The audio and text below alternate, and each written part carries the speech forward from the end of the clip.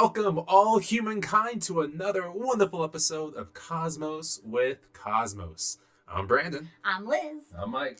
And today we're talking about, realistic, unrealistic science fiction. Yeah, something like that. Sure. I'm just going to go with the flow because too many realisms and unrealisms there. It gave us an excuse to watch Starship Troopers last night, so I'm all for it. Yeah, no, we watched it the night before last night. Time is meaningless. What did we watch last night? Jujutsu. Oh, that's yeah. right. And The Green Knight. The Green Knight and Jujutsu. Two great leading actors in Nick Cage and Dev Patel, even though Nick Cage was in that movie for about 3 minutes. Yeah. Two completely different Two completely... Wow, but what a contrast. Strong recommends either way. Yes. So, today we're talking about, just in general, science fiction and, what's real about it, what isn't. Mm-hmm. But before we jump into that, we, of course, need to go over what drinks we're having. So I want to go to Liz first because her drink is just the priority at the moment. So what are you doing? Yes. All right. I've never had this drink before. So I don't know what it's gonna taste. I like how I have a name for it. You have a new name for it? I have a new name. I'm gonna get it in focus because we're a little out of focus. Yeah. For those of you on the podcast, this looks like there's a layer of what looks like white foam on top, followed by this red haze of red wine. And below it is like this mixture of planetary orange debris. What's going on there? Anyway, this is what I'm calling 3 Tits Up. Because I got a bad feeling about this episode. Two different references in one right there. It's a good thing that we didn't do the rules yet. Yeah. But this is basically, it's a whiskey sour with red wine floating on top, which is technically called a New York sour. Yeah, I did a really good Taste it job. yet? I haven't tasted Taste it it. because I wanted to keep the... I'm really just pleased at how the wine turned out to Me float too. on top. Oh. Well, you should get all wine right now. Oh, okay. She had a little mix of the... I got Oh, you got a little bit bit of of it. mix? Yeah, it's good. All right. Anyway, moving on. All right, Mike, what you got? I have what I'm calling a Genolan. Oh, Yeah, Genolan. so What's that reference? that is from Star Trek, Next Generation, Hey. Relics, Scotty, and the Dyson Sphere Great episode. episode. Oh, Great that's why episode. you were doing all that math earlier. Okay. Well, it is Sci-Fi. Yeah. Dyson Spheres are Sci-Fi. We'll get there. We'll explain it. Yeah, and so basically it is ginger beer, and New Amsterdam vodka. It's Gosling ginger beer, and I expect a check from both of those institutions. No relation to Ryan. No. Oh. Or maybe. I don't know. And a little cream cherry on top. Most So, excellent. cheers. Perfect. I have some bourbon with some honey, orange bitters, orange slice, and a cinnamon stick. And I was really hoping to get mezcal, but apparently liquor stores aren't open on Sundays. Oh, yeah. Which is weird. You didn't know that? No. Utah, nothing's open on Sundays. What? Welcome to Utah. I want the mezcal, but anyway, I'm calling this the Spice Will Flow. Nice. Spice This Nice. giant cinnamon stick in the bottom of it. It is a Nice. huge cinnamon stick in the bottom of it. All right, so before we dive into the science fiction, which we're very excited about, we have a couple rules to the podcast, of course. Mm-hmm. Number one, any Star Wars reference. Oh, wait a minute. We should put a pause on the Star Wars references here for this episode. Maybe it should just be Lord of the Rings references. Because Yeah, that is true. we're gonna be talking Star Trek and Star Wars. Yeah. So But I think maybe any direct quotes from the movie. I think like if there's I got a bad feeling about this. I mean, it's so obviously Yeah, a if Star it's Wars over reference. the top, but at that Okay, so over- yeah. so I find that a lot of the references we make, we don't mean to make them so that we drink. We just make them because that's what we think about, Yeah. and that's when we. So in this case, it would have to be over the top, and we'll know ahead of time we're gonna have to drink for this. Okay, So any okay, over the okay. top Star Wars references. Okay, take not a just drink. casual talking about Star Wars. Nope. All right, that sounds good. So This is when you should have said I got a bad feeling about this. that's Well, I had to say it as a starting tagline with now. the drink because You may fire and ready. Any Lord of the Rings references? Take a drink. And of course, we had two lovely puppies in this household. We have Captain Jack and General Leia. If any of them bark, take a drink. And all the curtains are closed. So hopefully they won't Yeah. see anything outside. Well, they shouldn't, but they will. Yeah. Jack will see something. All right, so with that, let us get going into this magical, mythical, wonderfully scientific realm of science fiction. Woo, science Excellent. fiction. So, in general, I'm going to put a blanket statement over this that I think even Liz will agree with, because we got a little discussion about science fiction before. Beautiful hangover. But which we will talk about in the Hangover, or at the end of this episode, who knows. Okay. Science fiction in general, as the Supreme Court said about pornography, is we know it when we see it. And that's science fiction. We know it when we see it. Is it the same for fantasy, though? It is. So, Lord of the Rings, fantasy, right? Well, I completely agree. Absolutely. Mythical creatures, I completely agree. And then you have mythical creatures and science fiction realms as well. So it's a big Venn diagram in the giant spectrum. But if you want to call it science fiction, it is. We're just going to welcome everyone. Come on in. Okay. So what we want to talk about now is what are some of the realistic fashions of this crazy ideas of science fiction. Like you think of the Death Star, for example. Is that realistic? We have some wonderful things called the Dyson Sphere. We have lightsabers. We have warp drive. We have communication devices that go into your ear, bury into your brain, and you can translate. Yeah, exactly. Yeah. So what's real about that? What is it? Well, the communication devices, yeah. I mean that stuff is definitely. I mean, think about the original series and Star Trek. Of Star Trek, yeah, the original series of Star Trek, and all of the stuff that they had with the communicators, and I mean those are just flip phones right there. And I mean even with our phones today, I mean we talk into them. And we do all the things with them. We do all the things with them. And I mean, the only thing that they don't do is like scan somebody to find out. Not yet. There was remember we had the Google Lunar X Prize years ago now. We had a couple different X Prizes. There was an X Prize put out a couple years ago for a medical device that can tell you what illness you have by scanning you. Mm-hmm. Oh, that's convenient. So, I mean, it's coming. It's coming. Yeah. And I think all that stuff's realistic. I just don't think that anything else is realistic. So, what do you mean anything else? Well, okay, warp drive, transporters, hyperdrive, anything that's faster than the speed of light. Now, is not realistic in today's world. Wait. Okay. Oh, sorry, let's go first, then I'll go. Well, I was just going to say, but is there plausible, realistic science behind it? Oh, I mean... So that's what... Well, with warp drive, yes. We're not there yet. Yeah, we're not there yet, but there is this, yes. You know... And so we can get there. Teleporters, no. It's just... Oh, teleporters are a lot of fun. So let's start right here with traveling in science fiction. Warp drive, hyperdrive, teleportation. Okay. All right, so let's go first with warp drive. Okay. So warp drive is warping beyond the speed of light, going to a specific location. So you're going 2, 3, 4 times warp. Yeah, faster than light travel. Yes. Which is kind of what's needed to go anywhere in and that is 100% against the laws of physics. Of course, there is that cosmic signpost of the speed limit saying you cannot exceed the speed of light. But there are ways around that. Loopholes. And there are things that do travel faster than light, though, right? Like what? Well, like dark energy or something like that. No. Or there's something tachyons, that... Yeah, tachyons, okay. But... I mean, those are really quite hypothetical. I mean, there's we got a tachyon pulse coming our way. That's part of that. So faster than light, particles going faster than light, and there's like, it's not, I guess, expressly forbidden. They're hypothetical, and they need to be found, proven to exist. Science fiction at the moment. Yes. Okay. It's firmly rooted in science fiction in the moment. But, I mean, the warp drive is a plot device. However... as we saw in Game of Thrones season 3, right? So warp drive, though, is not expressly forbidden. And it has been shown that, that you could conceivably do it. And so warp drive would be that you... contract space in front of you and expand it behind you. You need positive energy to contract the space in front of you. Think happy thoughts. You need negative, angry energy to expand it out. However, they're behind you. And so you're kind of in this little bubble. So the ship's not technically going faster than the speed of light.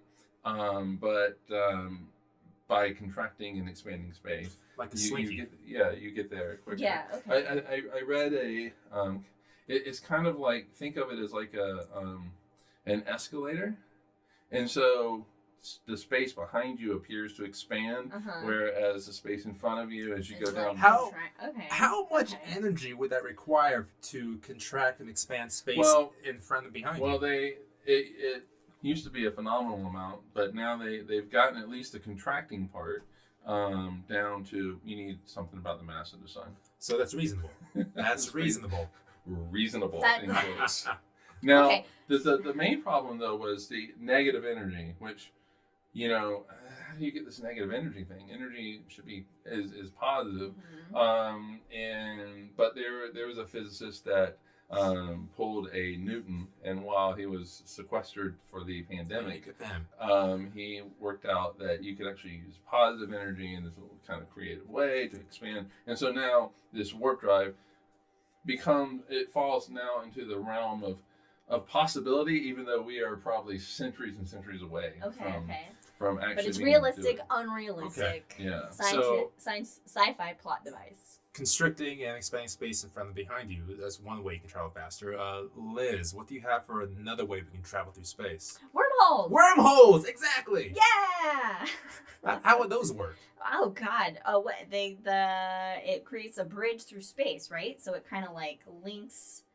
Does it loop around? So it connects 2 points. The best way, the best way I've heard of it is imagining space as a sheet of paper, and with the wormhole, you fold the paper one end to the other, so that you can then just go boop straight through. I mean, if wormholes were a real thing, which nothing's been observed, but it's by physics it's possible, nicely right? Yeah, anything that's not forbidden is possible. Yeah. Okay. So it hasn't been observed, but if wormholes were real, I mean, is it? Wouldn't we have detected one by now, or is our science our observation techniques still too limited? The thing is, I don't believe that wormholes have some sort of, like, to quote to use a Star Trek thing, energy signature. But detecting an energy signature. But the thing is like, okay, so at least on the quantum level, you're gonna have wormholes all over the fucking place.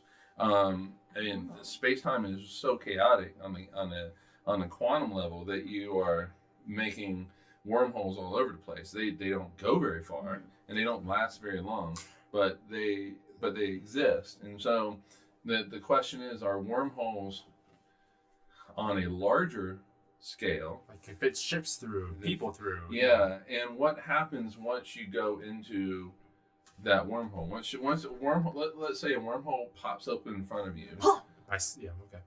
Cool. What happens when you I don't know, throw an apple into it? Death.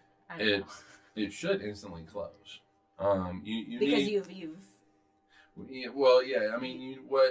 To keep them open and stable, you need exotic matter. I love that word. I love that phrase. And so these are materials that really and truly don't exist in our universe. They just have to keep it PG for the kids instead of calling it like sexy matter. Sexy matter. Sure. You need sexy matter. That's what you need. A lot of sexy matter. Sexy matter for wormholes. You get the sexy matter and you go straight through the wormhole all the way through. Wow, my mom's watching. Called your drink 3 tits up. Yeah, because as soon as you enter that wormhole, if you don't have enough sexy matter, things are gonna go tits up. That's not our fault. All right. Yeah, so they aren't stable. Wormholes aren't going to be stable, and so that's why, like in the next generation, that it was a show. And they actually called it. This is the first stable wormhole, and it turned out it wasn't. But yeah. Okay. So we got contracting, restricting space. We got wormholes.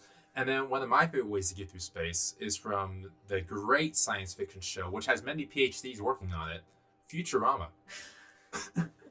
Wow, I didn't know that. Okay, all right. It's because that guy with the shirt, Futurama shirt. Yeah, actually, so the writing staff Futurama actually had like 3 or 4 PhDs writing on it.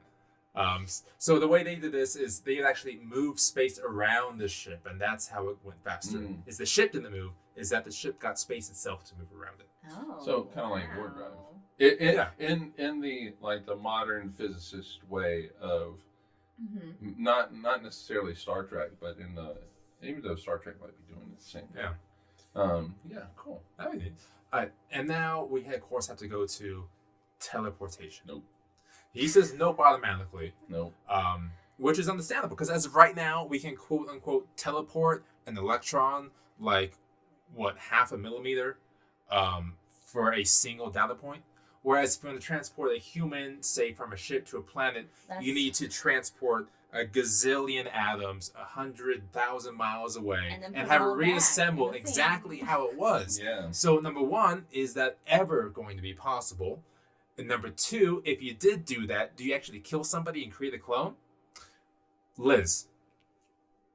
No, yes, no. Oh God. I in my brain, I don't know how, based on physics and science, chemistry, bio, whatever, I don't understand how it could ever be possible. I think like replicators maybe could. Replicators are based on 3D printers. Is based on the same thing, I think. But putting a person back together and keeping everything intact, including the mental processes that control how you think. It doesn't feel like the biology and possibilities of assembling somebody is the issue. It feels like storage space is the issue. Like how many gigahertz of gigabytes are necessary to have all the data of all the atom placements in the human body? Of a human being in the cloud. There's a shit ton. Like, okay, that's the technical term. That's technical term. There are a lot of issues. Like, first of all, how do you dematerialize a person? As opposed to just scanning and making a copy. Well, it scans. Oh yeah, but it scans, but then it dematerializes. And it takes all that matter and sends it somewhere and instantaneously. Information. It's a combination of information and a particle and matter stream, whatever you call it. But matter stream. But just at the basics, teleportation was shown to be completely not in the realm of possibility in the 1920s with one of a the little guy named Heisenberg. Hey! So that's why they'll talk about like Heisenberg compensators and stuff like that when they talk about like to make it like a because more plausible. Heisenberg says that you cannot simultaneously know the exact position and momentum of a particle.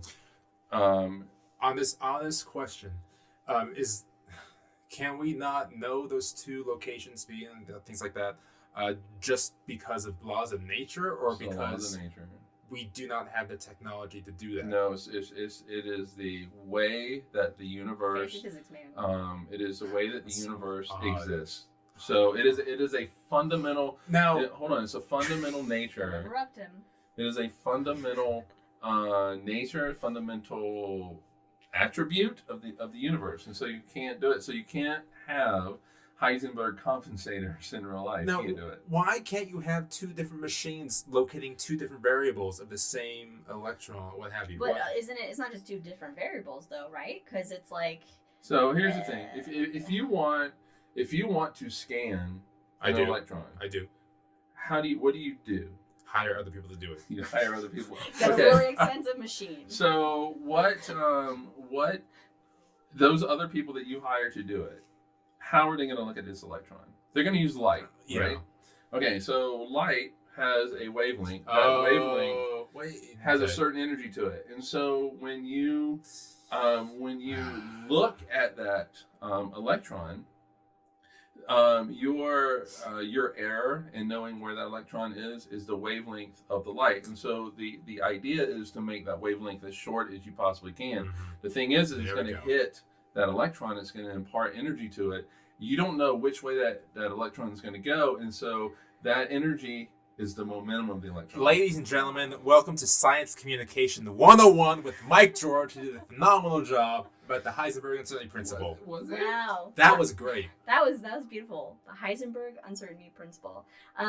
So Jack on YouTube says, one old British sci-fi show had the transporter make a bubble around the person, and your bubble went through the transmat stream, and you popped out of your bubble at the But you're destination. still within the bubble where the information still exists. Yeah. And they stole the Glinda effect from Wizard of Oz. Well, the They bubble stole could, it. the bubble couldn't protect Glinda from a house, so No, it's that was useless the to me. Wicked Witch of the West. That was the Wicked Witch of the Glinda's West. the good one. Glinda. Oh, she God came damn in it. the bubble. She She's came the in good the witch. Wait. So which one was killed by the house? Wicked Witch of the West. No, Wicked Witch of the West was the one. Oh that no, had the Dorothy. east. She Wicked was Witch the of the east. East? Oh, It was the east. Glinda's just the good witch. She's From the just north. good witch. But isn't there a good witch from the south as well? I mean, you have all the cardinal You have all directions. the directions. Radagast of the south. Okay. Radagast. Oh, God damn it. Oh, yeah, That's a dream. that's a Lord of the Rings reference right there.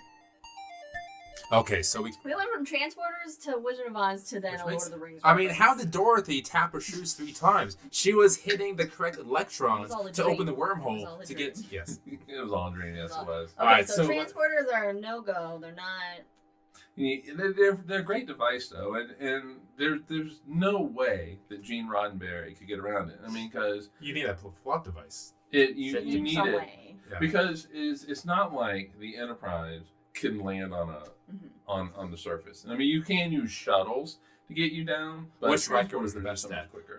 What bothered me is in the new Star Trek, the new with J.J. Abrams, is when they can transport from a fast-moving ship to a fast-moving object. It just defeats the purpose of transport. Anyway, that's Yeah. a different Okay, all right. story. All right, so we got Yeah. our transportation down. Mhm, We got the mhm. ships, the transportations, how to do it, teleportation. And so up next, let's talk about energy. What are some energies and energy storage capacities used in science fiction? I'm going to say Mike for last I don't know. because he has math ready to go. Oh, yeah, I see what you're talking about. Okay, all right. All right, so something. Oh. Well, what movies? Let's highlight some movies here. Let's maybe take away from Star Wars or Star Trek and some other movies Okay. then that utilize things. Like, do you have something in mind? So, off the top of your off head? the top of my head, because we watched it recently, Contact. Oh, We okay. have these giant mechanisms that move that look like they were, what, a quarter of a mile, huge structures moving in unison. huge. And they opened up wormholes. How did that garner the proper energy to create that? I have no idea. It doesn't. I mean, No. it's a plot device. But I mean, we can think of the movie Contact itself as being fairly a realistic, unrealistic sci-fi. Oh yeah. Specifically because Carl Sagan wrote it. Yeah. Well, And yeah, but but the math, the language of communication is going to be based on math with that. well, that's so we have communication, which is a different part we'll get to soon in this Okay, podcast.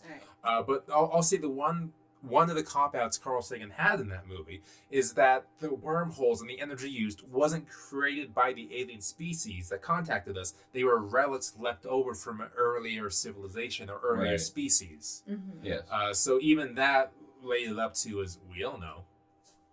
Which, I would think realistically we wouldn't really. Can you imagine? I'm sure there are books and stories out there, like the Time Machine. But if this civilization goes away, and in 100,000 years, new people start spawning up, maybe they're dolphins with legs and thumbs, Okay, yeah. and the they next start in line. exploring our technology and realize, how did they do this? Like that's kind of what the species in Contact would think of. How did they create these planes or this internet? Mhm. They have no idea. It's a fun little thought process. That's all I Yeah, have. no, I agree. It takes a lot of faith in this civilization from the past. You don't know what this is. To, Oh my put goodness! It Could you together. imagine? Oh, I mean, yeah. there was a But- lot of faith to but- build 2 of these machines. Yeah, and let's send Bob through this wormhole and see how it goes. Yeah. I mean, yeah. But then, and I think what is maybe the most realistic part of Contact is when she comes back. Okay. Didn't really go anywhere because time, and no one believed her experience, and she had to go testify, and Congress is grilling her, and they're like, "What the fuck are you talking about?" But- She's like, "You aliens, why aren't you believing what I'm But saying?" let me Like, put my glasses up. But in the book, Liz, she actually had a twig and sand from the beach. But then people said that she brought it with her. Yeah, so that Realistic is doubting the whole experience of the scientist who then... You know what irritated me about the end of Contact was, and I really dislike this in movies, and I'm sure that I'm not going to explain it well. Okay. Or say it well, is that they, what's his face, the senator, representative, whoever he was, went after her as if this was A, completely her decision, and B, she came up with the designs herself. No, it was in this Nazi video, and they just happened to find them. And so, I mean, she was grilled. Yeah. And that has always just really irritated me about that movie. But that, and actually listening to you can't on the listen headphones. Yeah. That's a different story. You can't hear the radio signals sitting next to the Atacama Desert or what have you, the large array in New Mexico, and you can't just hear it. All right, so Atacama's in Chile. I know. Yeah. Okay. So Mike, what other energy structures can exist to harness a huge amount of energy? So you're talking about Dyson Let's Spheres? do it. Let's do this. Dyson Spheres! All right, so I do have to say that at 5 o'clock this morning, I was thinking about this shit. Really? I was. And so some dogs want to eat about that time. I was thinking about the episode, and I was thinking about Dyson Spheres and specifically. Dyson Spheres, there was a scientist, physicist named Dyson who came up with... Vacuum related? What? No. No, okay. I said vacuum related. Yeah, no.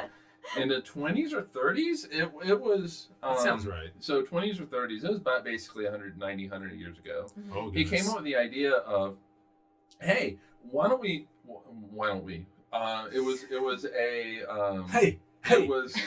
It was a thought experiment. What if you built this structure around the star?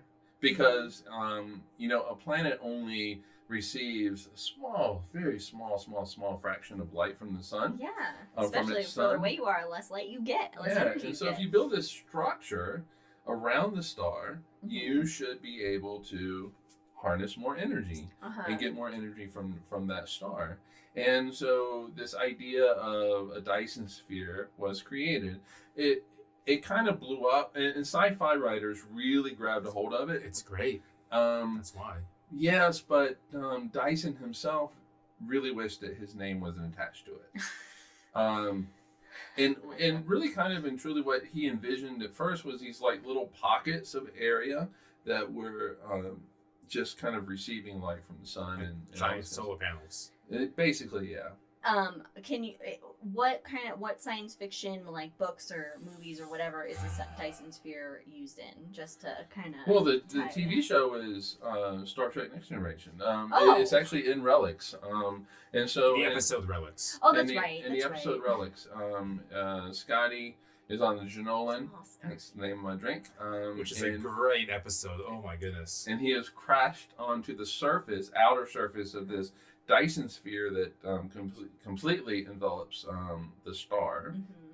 And so I was thinking about Dyson Spheres at 5 o'clock this morning, and in particular, what I was thinking about was that the Dyson Sphere actually had water and an atmosphere and all that on the inner surface, and I'm like, that can't exist. That can't happen unless the Dyson Sphere is moving. Well, no. This was about... Okay, so two things popped in my head. The first thing that popped in my head was that the water and all of the atmosphere and stuff on the inner surface of the Dyson Sphere would not be able to be there because the gravity, anything on the inner surface of the Dyson Sphere is going to fall in towards the star. Oh, because the gravity. However, you can get around that. You can get around that with 2001 Space Odyssey. What happened? What they do with it?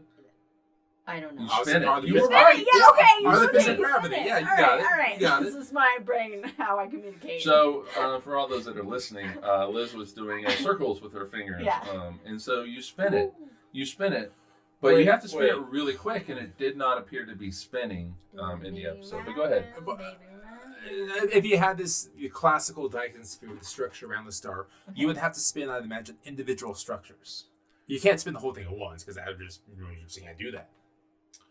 Yeah, well.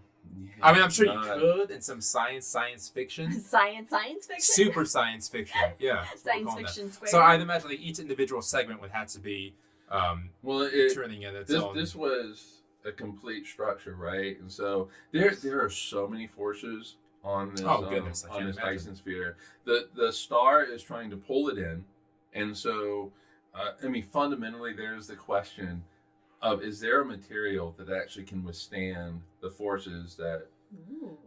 I mean, because let's think it. Dyson came up with it as a hypothetical thing, right? And so people are running with it in sci-fi, and now you really do have to ask the question: is this stuff even remotely possible?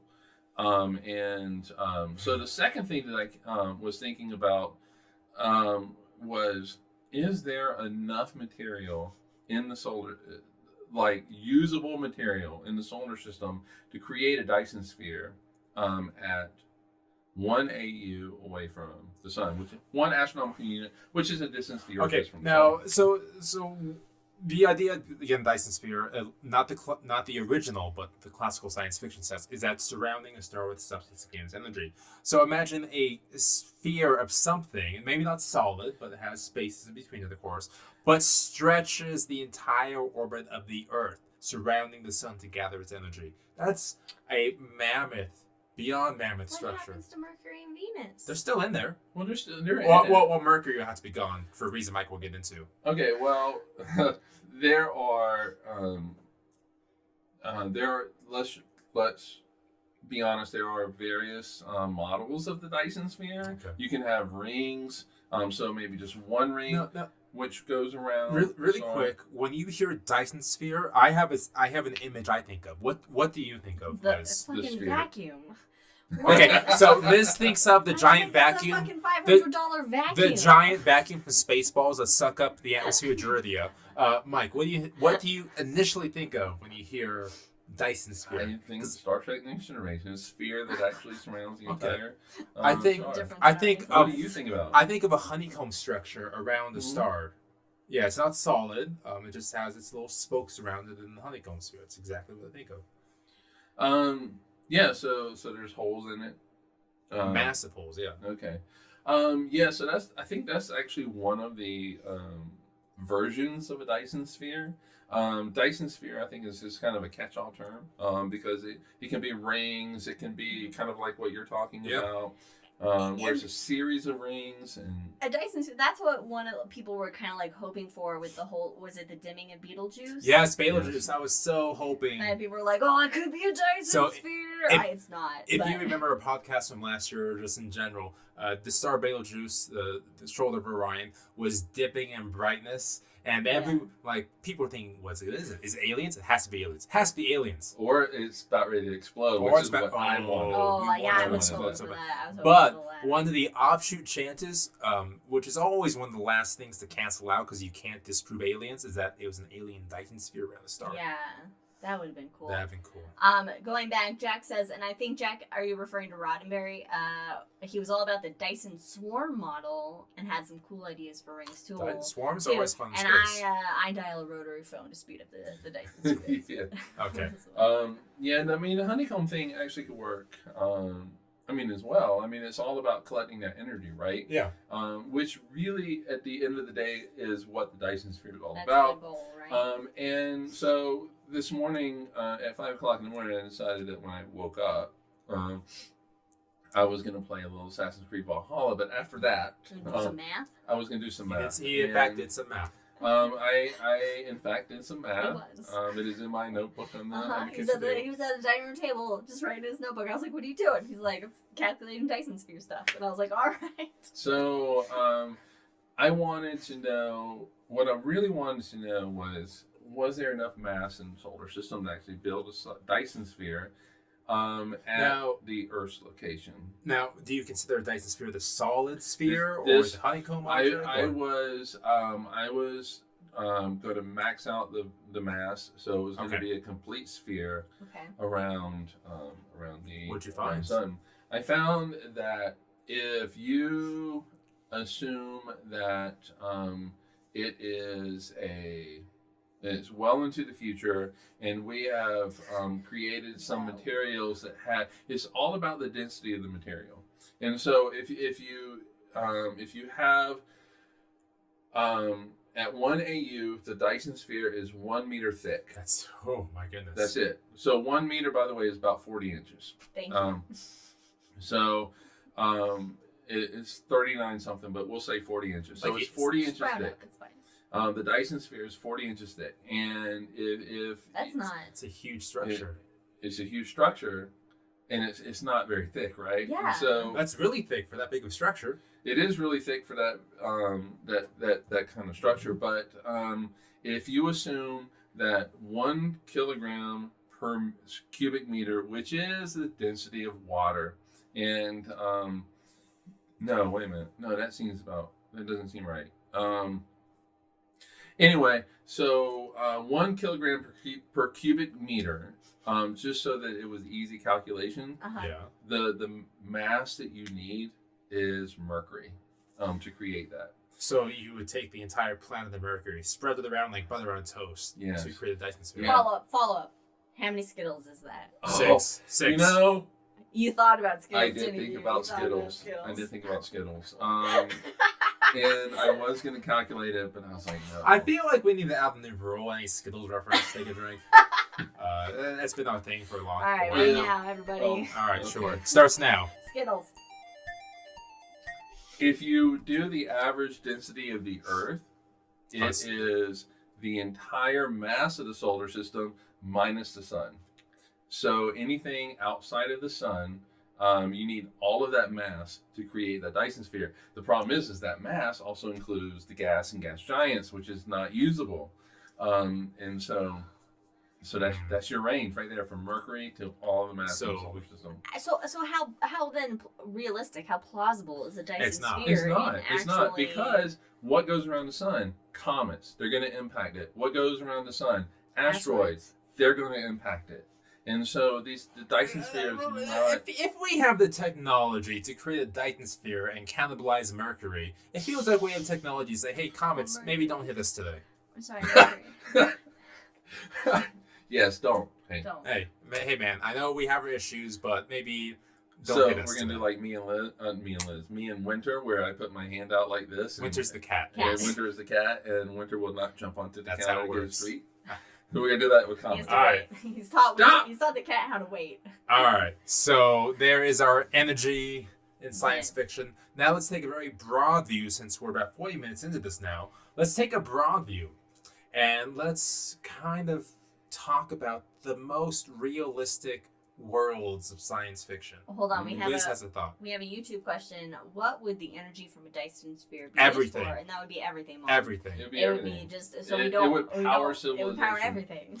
It would power civilization. It would be too much power. We'd be flowing with energy. We wouldn't have to pay for energy. Well, Yeah. we still would, because Dyson Sphere costs money to build. Capitalism.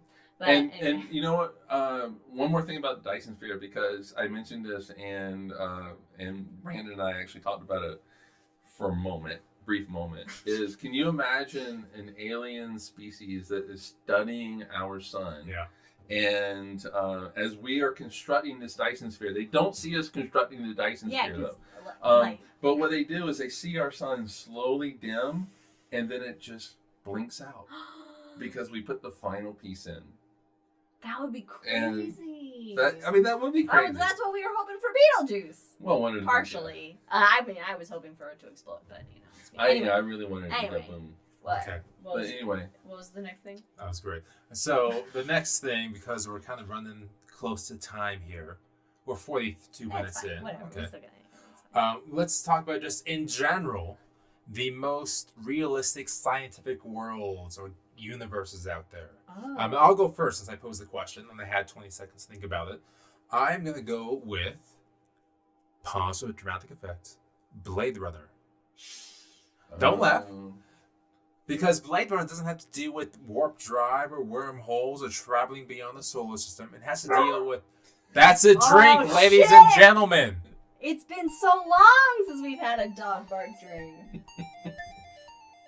Yay, Jack. That was Jack sleeping and then Waking up and himself realizing, up. yeah, no one's around him. So I'm gonna go with Blade Runner Wow. because it doesn't deal with the space, far out, no lightsabers involved. It is just artificial intelligence. It is peak technological 80s. Yeah, but the idea, yes, I love it. I also love Tron and the music thereof, but on the whole movie Tron actually. Just the idea of artificial intelligence, Okay. increasing to such an aspect that we cannot tell difference between humans and cyborgs, and it takes a specialized individual to tell difference apart. Like the Turing test doesn't exist at that point because there is no difference. So I think we are not. Well, in the grand scheme of history, rapidly coming upon it. Oh no! In the grand scheme of history, I'm talking. Oh, okay. I'm talking In the grand 20,000 scheme, years Yeah, in the court of history. Yes. Yeah. In our lifetimes, probably not. No, definitely not. Definitely not. Well, No. you can't say I'm definitely sorry. not. You No. can't say definitely. Have you seen No, our think- lifelike no. robots? No, wait. We're nowhere Hear me out. near. Hear me out. Like Hear me Ex out. Machina fucking Let me make my robot point, levels. Makina. Let me make my point. Fuck you. That goes back 10 years. Let me make my point, and then you can tear it apart. So think about technology for artificial intelligence when you were born in the 80s or 70s or whenever you were born. Mid-80s. And think about when that was. Yeah. Think about technology. Peak Blade Runner is when I was born. They could barely pronounce words in a sentence, barely, and it would have to be. What? This, Wait, what? There was no communication when we were born? no, You're like, robots. Oh, Robots. robots. Technology. I'm talking okay, about technology okay. here. I got There is I got lost. I'm talking about artificial intelligence here. All They right. can barely pronounce words. Yeah. But that would explain disco. But now progress to today, where there are some movies out there that use artificial intelligence, and you go, wait, oh no, it's definitely a robot. But it takes you a brief pause to think about it. No. Now I imagine don't where think they'll it be at takes that. in 50 years. I don't think. I that think it will be much. difficult to tell. I don't No, think I it'll don't. be that difficult. I to tell. disagree with that. I just, yeah. Here's our main problem with AI right now. And this is mainly in... Okay, so for example, I would say the most unrealistic CGI character in a movie would be Rogue One Tarkin. Yeah. Oh, well, okay, so... Let me continue. And I think that in Rogue One, which is... I think my favorite Star Wars movie. Second It favorite, is absolutely. amazing. Yeah, second favorite. They did a very, very good job with General Tarkin. General? Commander? Captain? Grand Moff. Yeah. Grand Moff. Yeah. Tarkin. Where it really... It was really well done. Same with young Leia. The voice was it good. was very good. The problem that AI has, and But and that's this not is in, AI, but though. but this is in That's CG. Okay, so it's CG, but also with so CG is the eyes. That the Yeah, eyes, no yeah, matter how yes. realistic they look, there's The Uncanny Valley. you can't. It's the Uncanny Valley. I don't know So, what that is. It is a being, a figure close enough to being human, but you can tell it's not. Yeah, It's uncanny. it's like in the eyes because there's just something there.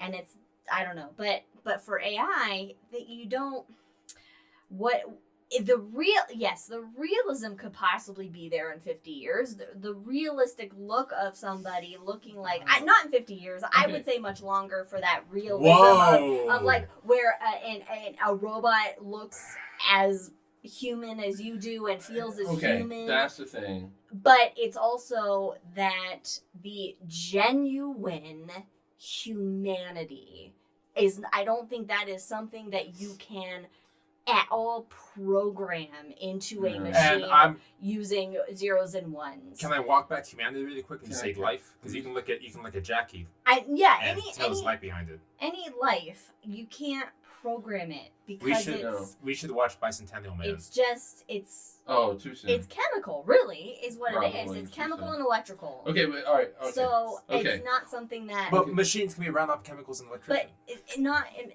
But Alright. it's too logical. It's too much of a logic. You can't have But the chaos. So are some You people. can't- So are some people. You They're too can't logical. you can't have the random chaos that comes with a real living thing. I love that phrase, random chaos. Okay, Mike, what are you thinking? Okay, I think that I think in 50 years you could have a AI on the internet that can fool people. Oh no, you can do that to me in AOL in 1999. Okay. Chatbots, man. Yeah. All right. Look at all the Russian bots on Twitter. However, I do not think that you could have an AI. You could not have a Mr. Data knock on your door, come into the house, and you'd be fooled by that. Even the eyes are the window to the soul. Mm-hmm. That is where All right. you can completely All right. tell. I will make a Yeah. bet. In 50 years, There's a lack. in the year 2071, if we do not have a cyborg that can walk through your house and convince you it's human, I will in fact take a shot. In 20 Okay. years. 50. Okay. 2071. Okay. In 50 years. Yeah. In Yes. 50 years, 100%. How I old plan are on we? being dead. Will But in you 50 be years, 100 and... I'll be alive. I'll be 102. You can make it. Oh, You can Yeah, it's do it. doable. I mean, I can I'm not gonna it's be doable. 50 years. I plan to I live would have beyond. forgotten. I plan to live beyond 102, so you'll get there. I'll be 86. 81. 81's doable. No, you will not. 81? 86 in 50 years? You'll be 36 plus 86, 50? not 81. You'll be 81. He'll be I'll be 80. He 81. was saying he'll be 81. That's Um, doable. Yeah, I that's hope. really doable. All right. So- Well, anyway, I just I take your bet. I'll take your bet. Wait, what was you're your gonna bet? be good. If there is not a cyborg that can convince you they're human that Uh-huh. can walk through your door, especially when you see that all the time, Oh, then I that's would not- you. I will take a shot of whatever liquor is in fashion at the time. I mean, the thing is like they have to be able to walk in my door and go, that skin looks like human skin, without actually taking it from a human. So let's. Well, that- yeah.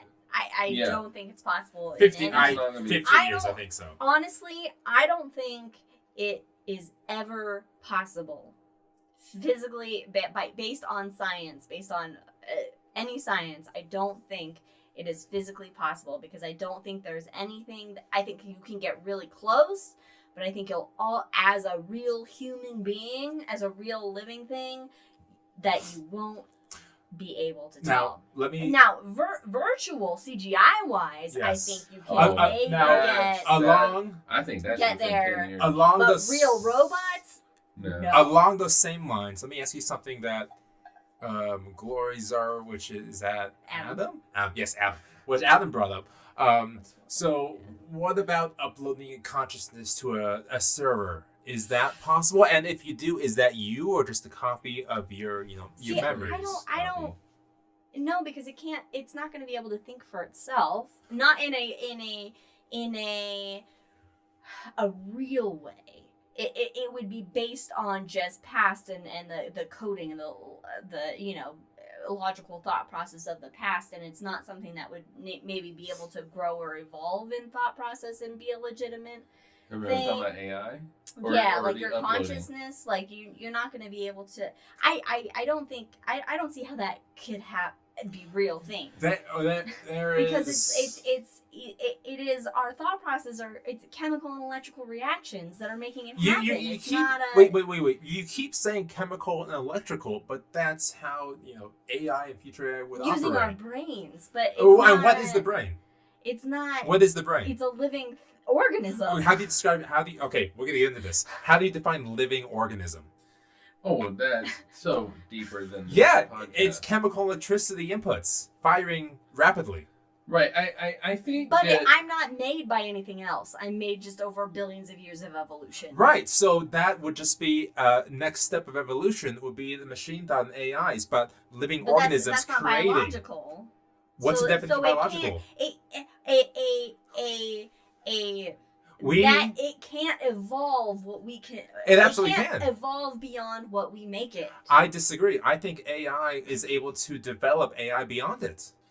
This is science. This is science fiction 101 not here. in a real biological evolutionary Okay, way. yes. It's because evolution is random, produced by your environment. Yes, produced and by fucking. Wasn't there a Will Smith movie?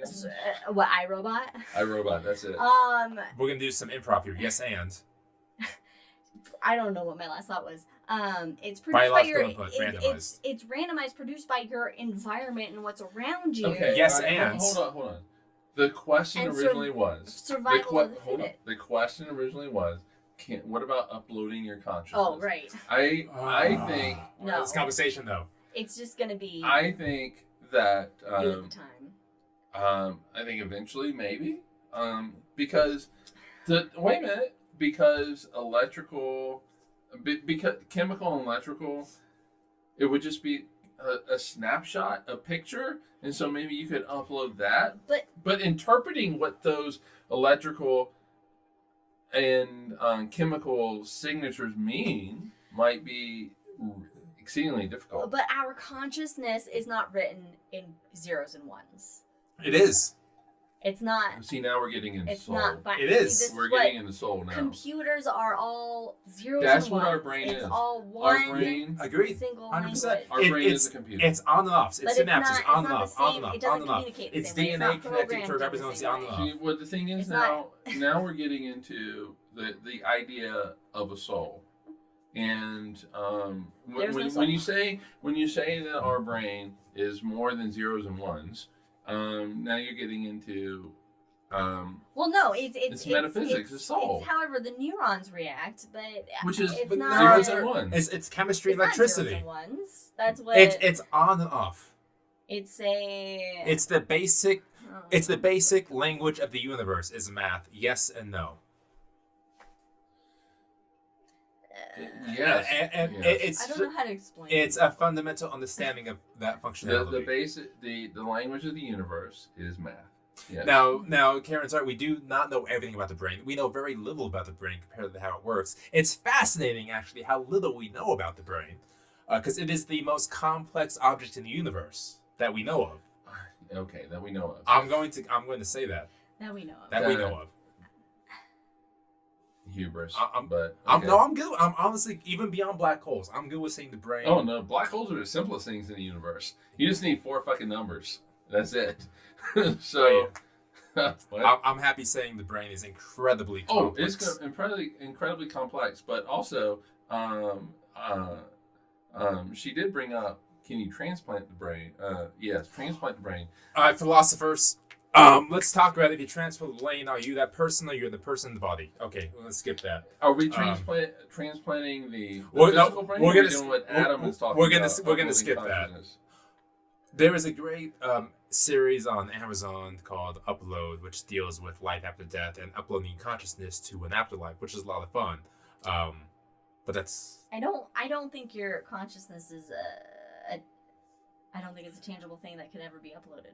Then does your consciousness refresh itself with each sleep cycle? If it can't be uploaded or reset, I'm just reaching Okay, here. I am going to say that I actually agree with Liz that you cannot upload. But I am coming from it from a physics point of view, where we're just going to go back to Heisenberg. You can't do it. Yeah. When you're asleep, you're not dead. Well, okay, You're but yeah, I mean, whereas I believe that that it is ones and zeros, and in theory, the I can't think of the word now. Too many drinks, but in theory, that you would be able to take a snapshot of that. You can't really take a snapshot. Snapshots are grainy. They have pixels, and so you're going to lose some information. And so you can't just upload your consciousness one for one to a computer, supercomputer somewhere, and be able to do that. You're going to lose some. You're going to lose. What are you going to lose? But nuance. You're gonna lose some of the information. So I think that's say, giving us way too much credit. No. I really think, okay, so you're uploading memories, right? So Liz and I go to Disney. We ride Pirates of the Caribbean, we have the whole thing just goes into our brain.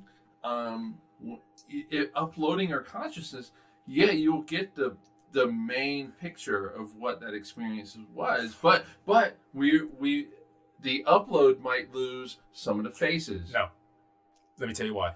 Why? Because the upload will take in consideration all the other previous memories you've had leading up to this point, which is your existence as memories. Uploads don't do that. That's not how computers work. Not yet. Just uploads directly. Not yet. Also, we're talking science fiction here. I'm sorry. What is the means of this upload? Also, what are we uploading? What kind of things are we uploading? We're not. The five senses. It's not a fucking. It's You're not. Uploading your it's memories not and zeros and ones. But what's that format? It's not a ping, Let a me- JPEG, a whatever. Well, no, It's but ultimately, I think it is zeros and ones. how do you upload those neurons? Let Because me- they're not. Let me, It's as not the a host, thing. reel us back here. We're talking about Alright. realistic, unrealistic science fiction, and what I Shit, I forgot. We didn't even talk about like the real looking black hole in Interstellar. Oh no. The real linguistics that went into like the movie Arrival. The Martian is the most The realistic. Martian growing potatoes on It's Mars. the most realistic. The only, Minus the dust only storm. thing that was not realistic about the Martian was the fucking windstorm. Was the dust storm. That was the only thing that was not realistic about the Martian. So I think what we learned in this past conversation is that Liz is pessimistic about the future. Oh, 100% totally pessimistic. We're all gonna die. I, Brandon, am optimistic. I believe that there will be tough times ahead, but ultimately that we will continue and We will expand persevere. and we will persevere, absolutely. And Mike is a realist. He's between us. Like, there's zeros and the ones. He's a It may or may realist. not happen. Yeah, he is a realist. You are a realist. Yeah. But That's having said that, okay, I don't hold hope for humanity. I do. The dinosaurs died. They Not from their own thing. They didn't have thumbs, man. They didn't have thumbs. They They needed a And tiny fucking- brains. They needed a However, Space program. space program.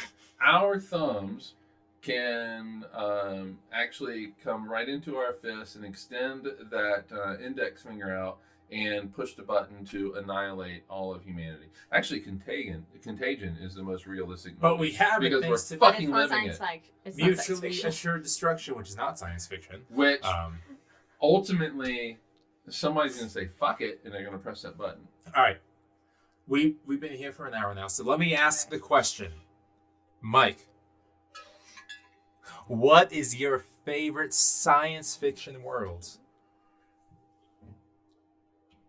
Oh god. World. Universe, world, what have you? What? I don't. Or that's, Star Wars, if that's Rise and Star Trek, that's Star Trek in general, that's going to Dune, that's Red Mars. Okay. I get It's the you. Martian universe, Okay. whatever have you. So what he's thinking, Liz, what are I know some what of your he's favorites? gonna. I know what he's gonna think. Look, my favorite and most ideal science fiction world and want for the future would be Star Trek. Yes. Because Yeah, absolutely. money, the replicators, the just It's it the just- pursuit of science that yeah, and just being able to just like hey, we're all made of the same shit, so let's work together and explore and whatever, and we'll have Yeah. conflict with others, of course, naturally, but it's just that it's that level of putting aside that just just the bullshit. Yeah. So much of the bullshit that we have now. I look forward to the day that we become part of the Star Trek universe. I really want the Vulcans to show up. we got to get warp drive for that, man. Yes, Hey, it's a but, possibility. It's Yeah. probable. It's not impossible. 300 years, 300 years from now, let's say warp drive is happening, Star Trek could happen. I mean, okay, it won't, but because the Vulcans won't be passing through. I really want the Star Trek universe. I was very disappointed in a YouTube video that we watched where the guy said that the socialism in Star Trek is whatever. You know, unrealistic. Or yeah, whatever, it's but like, come on. To me, it is Star Trek. That's what I want. That's what I hope, and I think that humanity can get there, and that is the optimism that I have. The realism in me is we're going to kill ourselves, but the optimism is, and the hope is that we will obtain the Star Trek universe. And I don't even care about the Romulans, the Borg, and that's the Vulcans. I just want that we look. We're not Americans. We're not Chinese. We're not from England. We're humans. We're humans. That's what we are. We are We're Earthlings. And the sooner that we all fucking understand that, we're Milky the Wayans. better. Now we've watched a lot of Star Wars and the Bad Batch and Rebels and Clone Wars and what have you. Humanity is, of course, only one existence should there be other life forms, as Mike was alluding to earlier. So we may have a socialistic utopia, should that be the case, but then the Klingons, Romulans may intercede on that and try to disrupt that idealistic heaven that we're living in. Okay, I don't say we don't defend ourselves. I mean, there's a difference between socialism, this quote unquote European socialism, where it's an odd juxtaposition to think of this utopianistic, and there's a word for that, utopian lifestyle, whereas we still have to develop weapons of mass destruction to defend ourselves. And who, for example, and I understand, I very intimately understand the idea that the people that do not want to build the weapon should be the ones in charge of building that. So I get that, but it's such an odd juxtaposition. Liz has thoughts. No, I get that. My problem is just our thought processes on this topic are solely based on our experiences living on Earth and humanity itself and our historic past. Like I think that it is hard and maybe impossible for us at this point to really think outside the planet, the solar system, the galactic box, if you will, and think of other forms of government, other ways of life, other ways of dealing with conflict, or what everything in science fiction is based on our human experience, because we don't have another data point. And so essentially at the root of all things, everything science fiction is all unrealistic. Now, some people are pessimistic, optimistic, or realistic, but either way, they're great stories. So with that, folks, make sure to join us for The Hangover when we talk about, among other things, what is science fiction? Oh, we're going to get into that. We're making that transition. We're making that transition. All right. Yes, we are. So yeah, join us on YouTube. If you don't want to hang out with us, have yourself a great couple of weeks here. Stay safe. Join us on Twitter, which is @DrinkingCosmos, on Instagram, Cosmos with Cosmos. Feel free to give us a rating on the Apples, the Spotifys, and trust me, the better ratings we get, the more people we get, the more questions we get, and we're just excited to have people come in and join us. So cheers, everybody. Cheers. We'll see ya. Stay safe.